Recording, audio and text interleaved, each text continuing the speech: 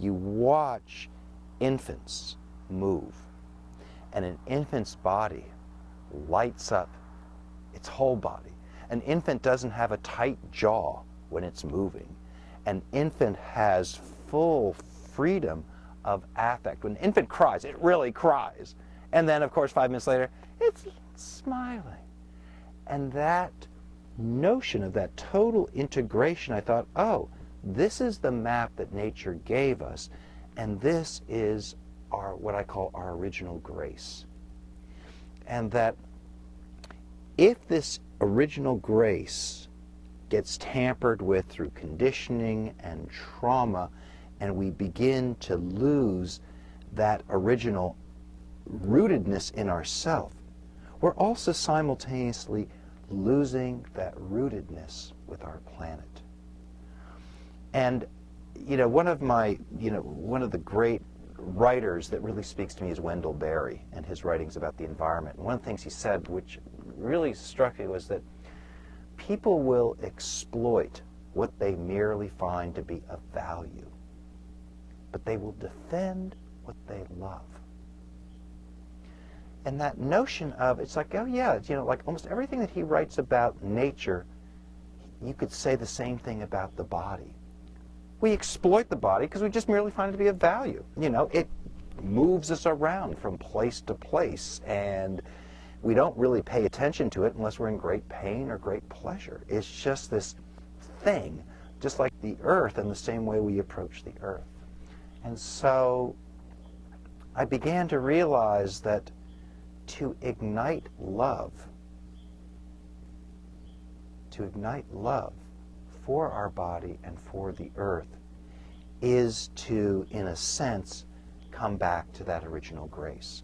How can I approach my ecosystem with contact, with breath, with sound, with movement, in a way that re-stimulates, revitalizes me, helps me appreciate this incarnation that I took birth for? And in the same token, how does coming back, literally coming back to my senses and my sense of self, help me also re-experience the natural environment? One of the great expressions in French I like is the difference between voir, oh my God, I'm forgetting the other word. Regarder. Voir is to see, regarder is to look at. Right? And so to look at is just to kind of see, the way that we just kind of see nature. But voir is to see. I thought, oh, yes, most of nature has become screensavers on our computers. It's become a backdrop for our dramas.